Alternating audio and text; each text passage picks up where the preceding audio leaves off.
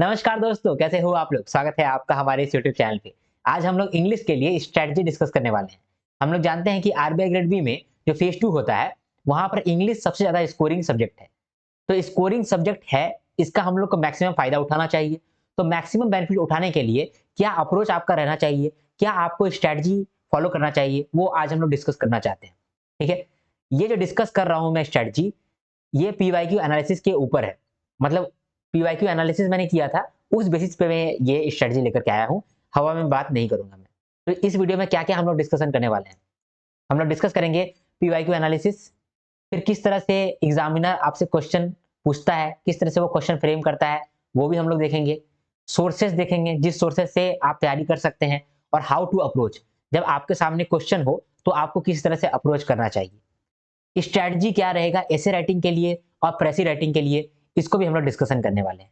इसीलिए मैंने कहा शुरुआत में कि ये कॉम्प्रिहेंसिव स्ट्रैटेजी है इंग्लिश के लिए। इंग्लिश के लिए सब चीज मैंने इस वीडियो में कवर कर रखा है, तो इस वीडियो को आप अंत तक जरूर देखिएगा। ठीक है, तो अब बिना किसी देरी के हम लोग स्टार्ट करते हैं। स्टार्ट करने से पहले मैं आपसे एक रिक्वेस्ट करना चाहता हूं कि आप प्लीज लाइक कर दीजिए मेरे वीडियो को। मैं हाथ जोड़ के आपसे रिक्वेस्ट करता हूं कि एक लाइक आपको कर देना चाहिए मेरे वीडियो में। अगर आपको वीडियो पसंद नहीं आएगा तो फिर बाद में आप अनलाइक कर देना, लेकिन अभी आप लाइक कर दो। मुझे आपका लाइक का अर्जेंट जरूरत है। मैं आपको 10 सेकंड देता हूं, ठीक है।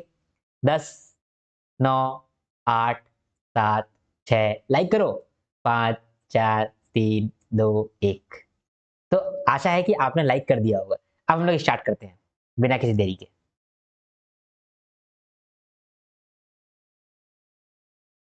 तो सबसे पहले देखते हैं कि पैटर्न क्या रहता है हमारे आरबीआई ग्रेड बी के फेज 2 में इंग्लिश के पेपर के लिए। तो 3 क्वेश्चन आपसे पूछे जाते हैं। पहला क्वेश्चन एसे को लेकर के, दूसरा क्वेश्चन प्रेसी राइटिंग, और तीसरा क्वेश्चन रीडिंग कॉम्प्रिहेंशन। ऐसे में क्या होता है कि आपको 4 ऑप्शन दिया रहता है, वो 4 ऑप्शन में से किसी एक में आपको ऐसे लिखना होता है। प्रेसी राइटिंग में आपको एक लेंथी पैसेज दिया रहता है, उस पैसेज को पढ़ करके थोड़ा प्रेसी बनाना पड़ता है, नोट्स बनाना पड़ता है उसका, ठीक है। और लास्ट में है रीडिंग कॉम्प्रिहेंशन। यहाँ पर आपको एक पैसेज दिया रहता है, पैसेज को पढ़िए और 5 सवालों का जवाब दीजिए। ठीक है, डिस्क्रिप्टिव में जवाब देना होता है, ठीक है, एमसीक्यू नहीं है, डिस्क्रिप्टिव में जवाब देना पड़ता है।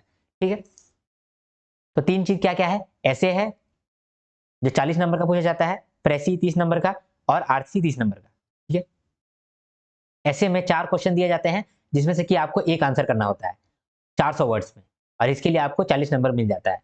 ये जो 4 क्वेश्चन पूछा जाता है, 4 क्वेश्चन में से एक क्वेश्चन होगा मैनेजमेंट का, एक क्वेश्चन होगा फाइनेंस का, एक क्वेश्चन होगा ईएसआई का, और एक क्वेश्चन होगा रैंडम करंट अफेयर्स का। समझे। तो ये 4 ऑप्शन आपको दिया रहता है, इसमें से कि आपको एक क्वेश्चन को सॉल्व करना है, एक क्वेश्चन को आंसर करना है। ठीक है, ये तो हो गया ऐसे का बात। ऐसे का क्या स्ट्रेटजी होगा वो आगे हम लोग डिस्कस करेंगे, ठीक है, इसी वीडियो में। उसके बाद आप प्रेसी का बात करें, तो प्रेसी में आपको एक पैराग्राफ दिया रहता है, और फिर आपको बोलता है कि इस पैराग्राफ को तुम शॉर्ट नोट्स बनाओ, इसका प्रेसी बनाओ, और साथ में टाइटल भी दे देना। तो प्रेसी में प्रेसी बनाने बोलता है और टाइटल बनाने देता है। कोई एक रैंडम पैसेज रहेगा, कभी कभी वो लेंदी रहता है, ठीक है, और मोस्ट प्रोबेबली अब लेंदी ही क्वेश्चन आएगा। ठीक है, इजी रहता है, इतना हार्ड नहीं रहता है। अगर आप प्रैक्टिस करते हैं तो प्रेसी आपके लिए बहुत इजी रहेगा। आप 30 मार्क्स में से 25 आराम से स्कोर कर सकते हैं। ठीक है, अब आरसी का बात करें, तो आरसी में क्या रहता है कि एक लंबा सा पैसेज दिया रहता है, बड़ा सा पैसेज दिया रहता है। इस पैसेज से रिलेटेड आपसे 4-5 सवाल पूछता है, 5 सवाल पूछता है 6-6 नंबर का। ठीक है, और वो 5 सवाल का आपको जवाब देना पड़ता है डिस्क्रिप्टिव में, मतलब कि थोड़ा सा टाइप करना पड़ता है। ठीक, तो ये था पैटर्न। पैटर्न हम लोग डिस्कस कर लिए। अब हम लोग नेक्स्ट स्लाइड में जाएंगे। तो अब हम लोग देखेंगे ऐसे राइटिंग के लिए क्या स्ट्रेटजी रहेगा। देखिए, ऐसे राइटिंग सबसे ज्यादा इंपॉर्टेंट है। उसका रीजन क्या है, एक तो ये बहुत इंपॉर्टेंट है क्योंकि 40 नंबर का पूछा जाता है, और दूसरा कि इजी टू स्कोर है, यहाँ पर आप स्कोर कर सकते हैं। देखिए, ऐसे राइटिंग अभी आपको लग रहा होगा कितना ही हार्ड है, लेकिन उतना भी हार्ड नहीं है। आपको यहाँ पर 4 ऑप्शन दिया जाता है, 4 ऑप्शन में से किसी एक में आपको अच्छा नंबर लाना है। और ये 4 ऑप्शन में से एक मैनेजमेंट का सवाल होता है, एक फाइनेंस का सवाल होता है, एक ईएसआई का सवाल होता है। हम आपको गारंटी देते हैं, आप मैनेजमेंट में या फिर ईएसआई में, ये दोनों में से कोई एक क्वेश्चन आपको मिल जाएगा कि जो आपको सॉल्व करने लायक होगा, तो वहां पर आप सॉल्व कर लोगे। लेकिन कैच वाला बात है कि आपको इतना इन्फॉर्मेशन भी रहना चाहिए, क्योंकि आपको 400 वर्ड में लिखना है। सिर्फ आपको 100-200 वर्ड नहीं लिखना है, 400 वर्ड लिखना है। तो मैक्सिमम टाइम ऐसा होता है कि आप लिख लेते हो, ठीक है, इतना भी हार्ड नहीं आता है। क्वेश्चन, क्योंकि मैनेजमेंट आपका पहले से पढ़ा हुआ है, क्वेश्चन आएगा कहीं से भी आएगा मैनेजमेंट से, तो आपको तो मैनेजमेंट का कीवर्ड याद है ना, उस कीवर्ड को वहां पर लगाओगे और आपका आंसर बनेगा। ठीक है, तो वहां 40 नंबर नहीं मिलेगा, 25 नंबर तो लाओगे, 30 नंबर तो लाओगे, समझे? इसीलिए इतना भी हार्ड नहीं होता है, ये इजी टू स्कोर है। 40 नंबर आपका यहाँ पर आता है और ये इजी टू स्कोर है, इसीलिए ऐसे को छोड़ना बेवकूफी वाला बात होगा। ठीक? अब 3 स्टेप मैं आपको बता रहा हूँ, इन 3 स्टेप का मदद से आप अच्छे से ऐसे को लिख सकते हैं। वो 3 स्टेप कौन-कौन सा है? पहला स्टेप है pick one topic that you are best in. मतलब जब आपको 4 ऑप्शन मिलेगा, उनमें से वही ऑप्शन को आप चूज़ करिए जिसमें कि आपके पास इन्फॉर्मेशन है।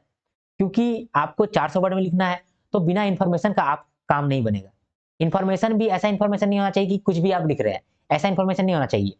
कीवर्ड होना चाहिए, जिस टॉपिक पे भी आप लिख रहे हैं उसका कीवर्ड आपको मालूम होना चाहिए, और दूसरा थोड़ा बहुत रिलायबल इन्फॉर्मेशन होना चाहिए। अगर कोई टॉपिक है जो आपको ऐसे लिखने के लिए कहा है, वो टॉपिक के बारे में आपको कीवर्ड मालूम है, प्लस थोड़ा-सा डेटा भी आपको मालूम है, क्योंकि आप जब करंट अफेयर्स पढ़ रहे थे, तो आप थोड़ा डेटा इकट्ठा किए थे साइड में, समझे? तो थोड़ा डेटा भी आपके पास है और कीवर्ड भी आपके पास है। अगर ये 2 चीज़ है आपके पास, तो उसके बाद फिर आप उसको और खींच सकते हैं आराम से और 400 वर्ड का लिख सकते हैं, ठीक है? और वहाँ पर आपको नंबर मिल सकता है, ठीक है? अब चूँकि देखिए, आपका हो सकता है कि मैनेजमेंट अच्छा हो सकता है फाइनेंस अच्छा हो सकता है कि ईएसआई अच्छा हो, और हो सकता है कि आप थोड़ा बहुत करंट अफेयर्स को देखते रहते हो। तो 4 में से कोई एक टॉपिक आपको मिलेगा ही जिसमें आप बेस्ट होंगे। अब बेस्ट किस आधार पे मैं बोल रहा हूँ कि आपके पास इन्फॉर्मेशन है, ताकि आप डिटेल में लिख पाओ, ठीक है? तो सबसे पहले तो आप वही टॉपिक को चुनिएगा जिस पे आप बेस्ट हैं। ये पहला स्टेप है। दूसरा स्टेप क्या है कि जितना भी डेटा है, उसको आप पहले ही रिकलेक्ट करिए, समझे? मान लीजिए कि अनएम्प्लॉयमेंट पे बात आया, तो अनएम्प्लॉयमेंट में आप क्या-क्या पढ़ चुके थे? आप पढ़े हैं कि अनएम्प्लॉयमेंट कैसे होता है, अनएम्प्लॉयमेंट का क्या क्या कारण है, इंडिया में अनएम्प्लॉयमेंट अभी बहुत ज़्यादा है, नरेंद्र मोदी अनएम्प्लॉयमेंट के बारे में ये बात बोल रहा था, फिर अभी इंटरनेशनल लेबर ऑर्गेनाइजेशन का कुछ रिपोर्ट आया था, रील्स में भी बहुत वायरल हुआ था, तो ठीक है वो है। उसके बाद फिर अनएम्प्लॉयमेंट के बारे में और कौन बोला था? हाँ, आरबीआई गवर्नर भी कुछ बोल रहा था, आरबीआई मतलब अनएम्प्लॉयमेंट को लेकर के, तो वहाँ पर हम लोग बोलेंगे। अभी कॉम्पिटिशन में बहुत बच्चा लोग फेल हो जा रहा है, पेपर लीक हो रहा है, ठीक है? वो सब भी हम लोग लिख सकते हैं। तो आपने डेटा को इकट्ठा किए, ये लिखने से पहले ही किए हैं, लिखे नहीं हैं अभी। जैसे ही आपको क्वेश्चन देखें, क्वेश्चन को आप सेलेक्ट किए पहला स्टेप में, दूसरा स्टेप में आप सारा डेटा इकट्ठा किए जो आप लिख सकते हैं। सारा डेटा को आप कहीं न कहीं अपना पॉइंट में लिख लीजिए, ठीक है? अदरवाइज़ आप दिमाग में रखिए कि क्या-क्या डेटा आप लिखिएगा, और उसको वहीं पर स्ट्रक्चर बना लीजिए कि पहले हम क्या लिखेंगे, सेकंड टाइम क्या लिखेंगे, फिर क्या लिखेंगे, फिर क्या लिखेंगे, फिर क्या लिखेंगे, ठीक है? तो आप स्ट्रक्चरिंग भी वही कर लीजिए। रिकलेक्ट करिए सारा डेटा को, इन्फॉर्मेशन को, और स्ट्रक्चर कर लीजिए अपने आंसर को, कि पहले क्या लिखेंगे, बाद में क्या लिखेंगे, ठीक है? उसके बाद जब आप आंसर को लिखने चालू किए, तो इन्फॉर्मेशन को आप इंटरेस्टिंग वे में दिखाइए, समझे?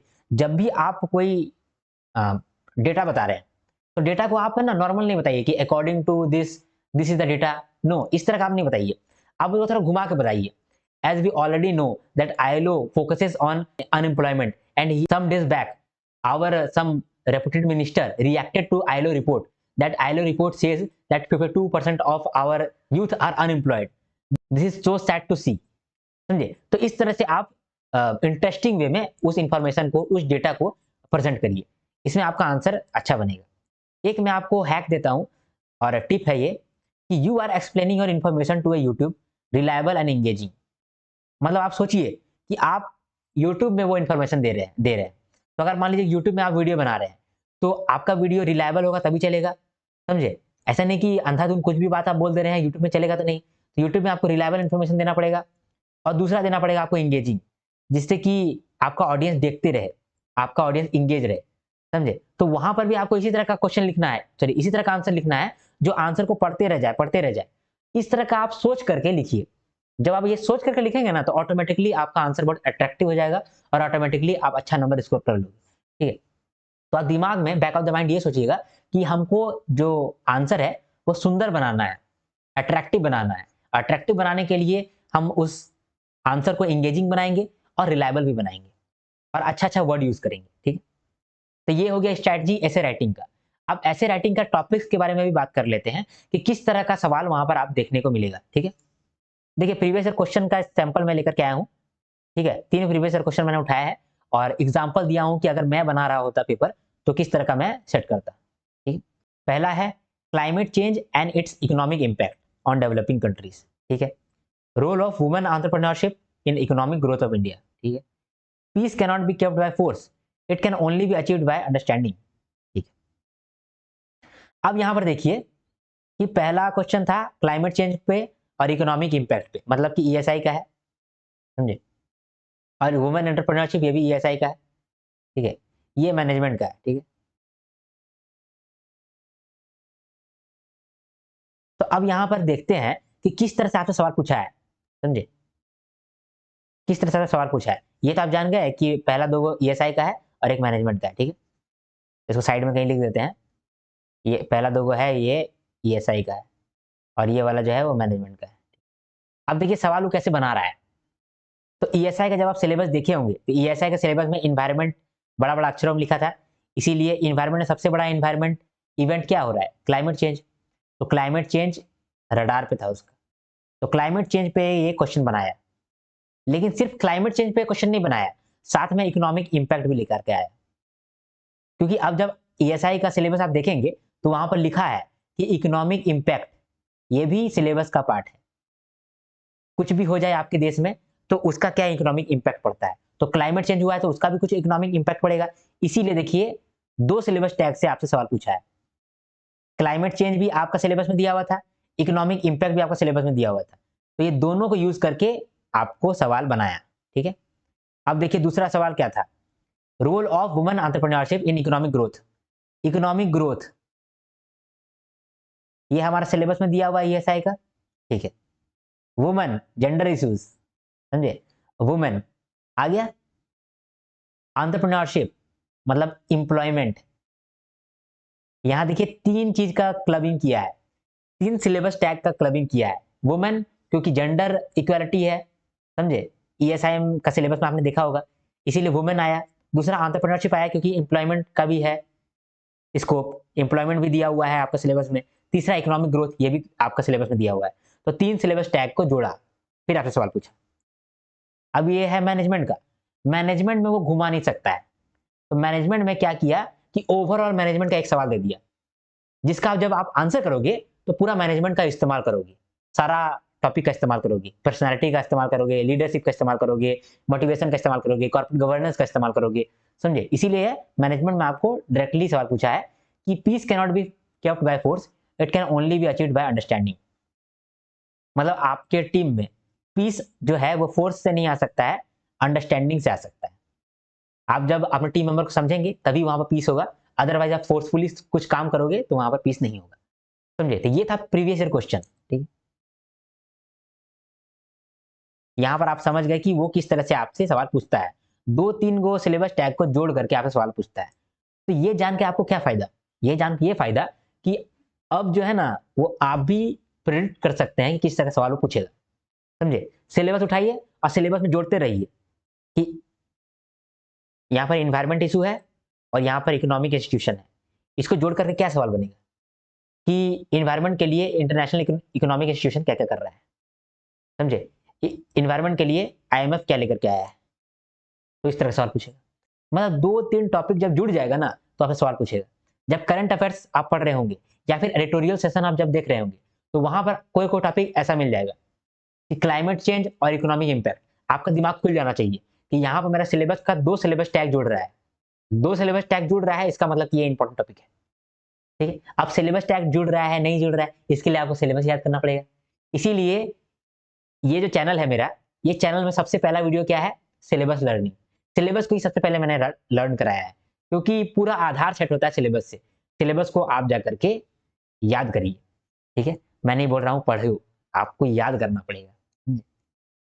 तो देखिए जैसे पीवाईक्यू हम लोगों ने देखा, उस प्रकार से मैंने भी एग्जाम्पल एक बनाया। ठीक है, दो एग्जाम्पल बनाया, इस तरह का आप भी बना सकते हैं। पहला दो ईएसआई को लेकर के बनाया, एक मैनेजमेंट को लेकर के बनाया। ये मैनेजमेंट को लेकर नहीं बनाया, ये भी प्रीवियस ईयर क्वेश्चन ही है, क्योंकि मैं जल्दी जल्दी कर रहा था ना तो मैं दो ही क्वेश्चन बना पाया। Why do India's rich get richer and poor gets poorer, समझे। तो यहां पर देखिए पॉवर्टी का बात है, मैंने छू दिया। दूसरा इनकम इक्वालिटी का बात छू दिया, इनकम इनइक्वालिटी, ये दोनों हमारा सिलेबस का पॉइंट है। पॉवर्टी भी है और इनकम इनइक्वालिटी भी है, और साथ में यहाँ पर इंप्लॉयमेंट भी क्लब हो रहा है, समझे। यहाँ पर कैपिटा इनकम, अंट संट, ये सब आप डाल सकते हैं इसमें आंसर में। तो आप देख रहे हैं मैंने आंसर का स्कोप बढ़ाने के लिए क्वेश्चन इस तरह से बनाया है जहां पर 3-4 सिलेबस का टॉपिक मर्ज होता हो, समझे। दूसरा सवाल मैंने बनाया है, India challenge is to utilise its demographic dividend, discuss. अब देखिए यहाँ पर मैंने 2-4 बातें ले लिया है, यहाँ पर डेमोग्राफिक डिविडेंड ले लिया, तो अब आप समझाओ कि डेमोग्राफिक डिविडेंड क्या होता है। ठीक है, जब डेमोग्राफिक डिविडेंड समझाओगे तो आपको एम्प्लॉयमेंट वाला भी टॉपिक बताना पड़ेगा। तो जब आप डेमोग्राफिक डिविडेंड बताओगे तो शुरुआत में आपको बताना पड़ेगा कि डेमोग्राफिक डिविडेंड क्या होता है। ठीक है, इसका आप डेफिनेशन दोगे, इसको डिफाइन करोगे, थोड़ा बहुत इसके बारे में आप फायदा गिनाओगे इसका, फिर किस तरह से इंडिया इसका फायदा उठा सकता है वो आप बताओगे, फिर इंडिया अभी क्या कर रहा है, करंट सिनेरियो बताओगे आप। ठीक है, फिर आप बताओगे कि अभी करंट सिनेरियो में इंडिया इसका फायदा नहीं उठा पा रहा है, तो बहुत सारा डेमोग्राफिक डिविडेंड अनयूटिलाइज्ड है। जब आप डेमोग्राफिक डिविडेंड को डिस्कस कर रहे होंगे तब एम्प्लॉयमेंट का भी बात आएगा तभी, तो एम्प्लॉयमेंट को भी आप समझाओगे, कितने तरह का एम्प्लॉयमेंट होता है वो आप समझाओगे, इंडिया का यूथ के लिए किस तरह का प्रोग्राम आना चाहिए जिससे कि इंडिया का यूथ काम करे और हम लोग मैक्सिमम फायदा उठा पाए डेमोग्राफिक डिविडेंड का, वो भी आप बता पाओ। तो यहाँ पर देखिए कि इस तरह का स्कोप मैंने कितना बढ़ा दिया। जब 2-3 टॉपिक जब जुड़ता है, मर्ज होता है, तो आंसर का स्कोप बढ़ जाता है, आप आंसर को और खींच सकते हो। इसीलिए आपसे इस तरह का सवाल पूछा जाता है जहां पर आप 400 वर्ड्स आराम से लिख पाओ अगर आपको थोड़ा बहुत इंफॉर्मेशन है, थोड़ा बहुत डेटा आपके पास है। ठीक, और लास्ट वाला है PYQ है, प्रीवियस ईयर क्वेश्चन है मैनेजमेंट का, innovative motivation method for modern employees aligned with organisational growth. यहाँ पर भी देखिए क्या किया, ग्रोथ का बात कर दिया, ऑर्गेनाइजेशनल ग्रोथ, फिर बोल दिया कि मोटिवेशन मेथड। तो आप पहले ट्रेडिशनल मोटिवेशनल मेथड बता दीजिएगा जो आप पढ़े हैं, फिर आप बोलिएगा कि इसको मैक्सिमम फायदा उठाने के लिए 2-4 ट्रेडिशनल मेथड हम लोग यूज करेंगे मिला करके। तो आप मिला करके किस तरह का आप मॉडल बनेगा वो मॉडल आप समझा दीजिएगा। ये मॉडल आप अपने से बना भी सकते हैं, ठीक है, क्योंकि management is an art not science.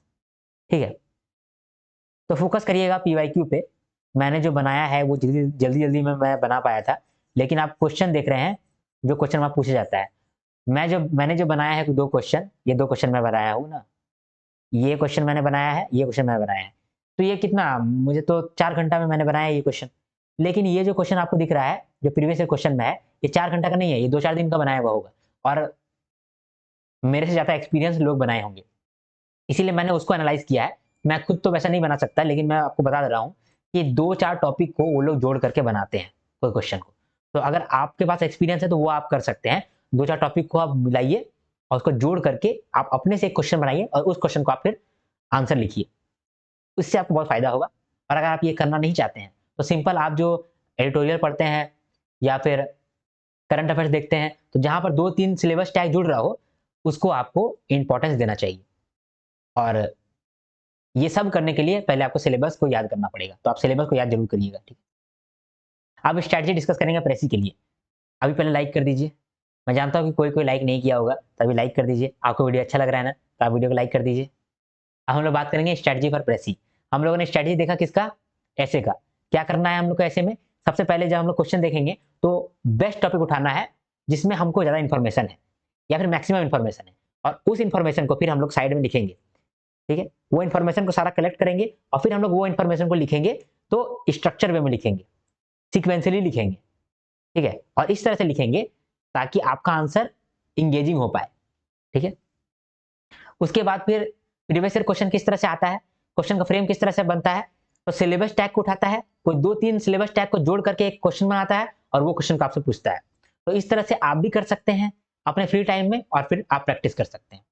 ठीक है, अब स्ट्रैटेजी फॉर प्रेसी राइटिंग के लिए क्या स्ट्रैटेजी रहेगा, ये कुछ नहीं है। देखिए, आपको बहुत सारा बड़ा सा पैसेज दे देता है, ठीक है, और वो पैसेज को आपको शॉर्ट बनाना है, तो कहीं ना कहीं आपको नोट्स बनाना है, ठीक, नोट मेकिंग करना है। ये जितना भी आपका लेंथ रहेगा इसका 1/3 होना चाहिए आपका प्रेसी, 1/3 होना चाहिए साइज। ठीक है, अगर मान लीजिए कि आपको 900 वर्ड का दिया है पैसेज, तो आपको 300 वर्ड का बनाना है प्रेसी, समझे, 300 वर्ड में आप बनाइएगा। प्रेसी बनाते समय आपको ये चीज ध्यान में रखना है कि जब आप नोट्स बना रहे हैं तो आप जो नोट्स बना रहे हैं वो क्लियर होना चाहिए। ठीक है, यहाँ पर मान लीजिए कोई हार्ड वर्ड लिखा है तो उसको आप इजी वर्ड में आप लिख दीजिए, कॉन्साइज होना चाहिए, मतलब कि जो इन्फॉर्मेशन आप दे रहे हैं वो कॉन्साइज होना चाहिए। मान लीजिए कि यहाँ पर आपको बता रहा है कि यहाँ पर बता रहा है कि वुमेन डेवलपमेंट के लिए आपको वुमेन को पढ़ाना पड़ेगा, और इसके बारे में वो कहानी सुना रहा है, 2-4 एग्जाम्पल दे रहा है, तो वो सबको आपको नहीं लिखना है, सीधा यहाँ पर लिखना है कि वुमेन को हम लोगों को पढ़ाना चाहिए ताकि वो एम्पावर हो सके, बस इतना सा लिखना है। तो कॉन्साइज में लिखना है, समझे? थोड़ा-सा संक्षिप्त में लिखना है, फिर कंप्लीट होना चाहिए। ऐसा नहीं कि संक्षिप्त लिखते-लिखते चक्कर में क्या किए आप, बहुत सारा इन्फॉर्मेशन जो इम्पोर्टेंट था उसको आप लिखे ही नहीं। तो सारा इम्पोर्टेंट इन्फॉर्मेशन भी आना चाहिए। इम्पोर्टेंट इन्फॉर्मेशन आ जाए, उसके बाद सारा आप कॉन्साइज लिखे हों, संक्षिप्त में लिखे हों, झूठ-मूठ का आप बढ़ाए नहीं हो वर्ड्स, ठीक है? और क्लियर होना चाहिए, ठीक है? आपका वर्ड्स बहुत हार्ड-हार्ड नहीं होना चाहिए, नॉर्मल-नॉर्मल वर्ड्स होना चाहिए। इस पैसेज में बहुत सारा रिपिटेशन होगा, बहुत सारा एग्जाम्पल दिया होगा, तो एग्जाम्पल को आप इग्नोर कर सकते हैं, रेपिटेशन को आप इग्नोर कर सकते हैं। इसको आप हटा दीजिए, उसके बाद आप नोट्स बनाइए, ठीक है? कभी-कभी लॉन्ग सेंटेंसेस होता है, उसको आपको शॉर्ट सेंटेंस में लिख देना होता है। जैसे कि कहीं-कहीं पर आप देखेंगे, लिखा हुआ रहेगा कि this book is lying, lying तो गलत लिख दिया, ऐसा lying, this book is lying on the floor,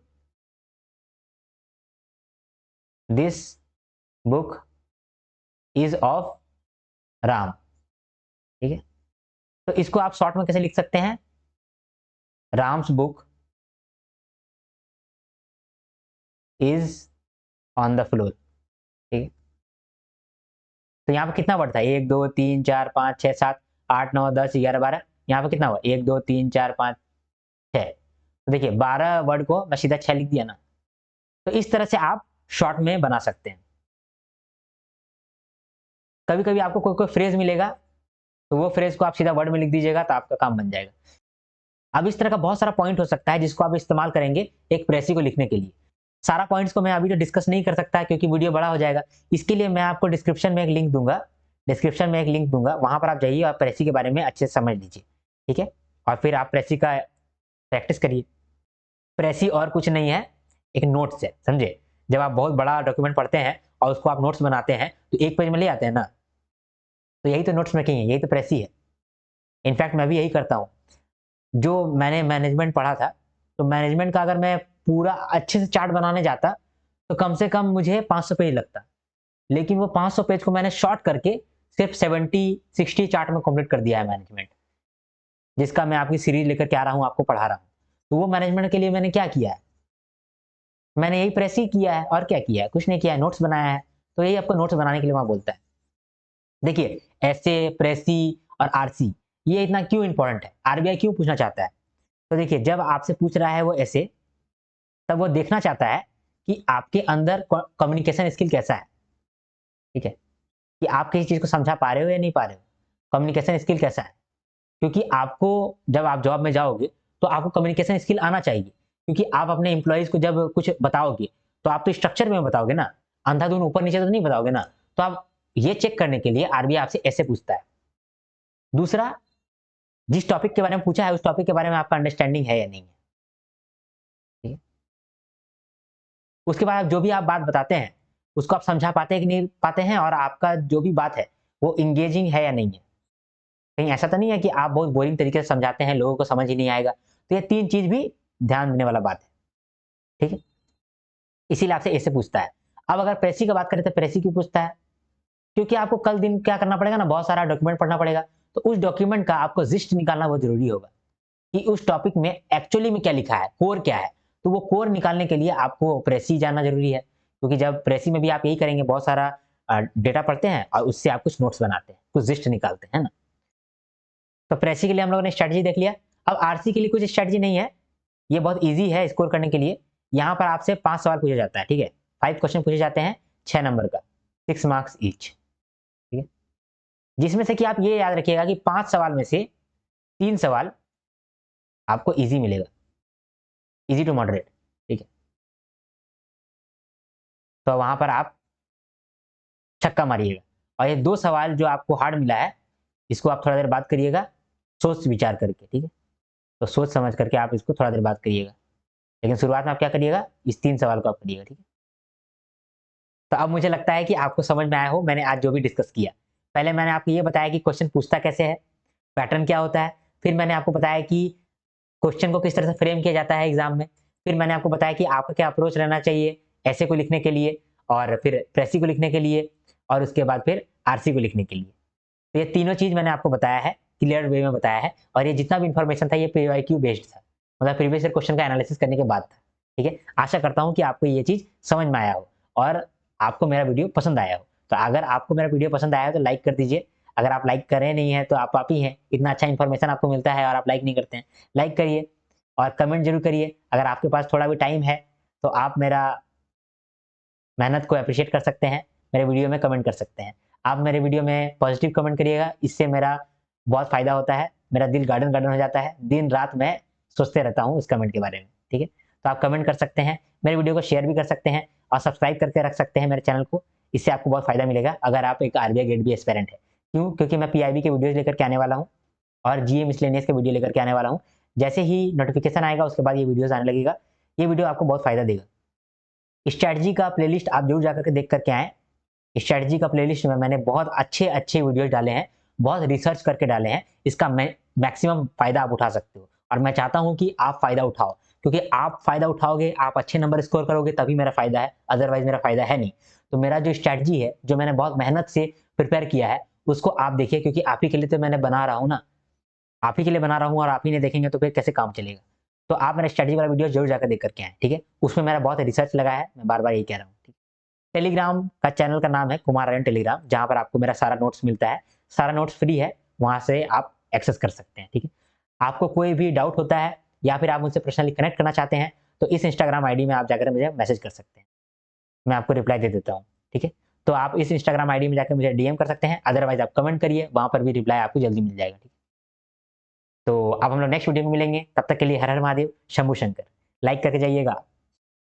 चलिए, टाटा।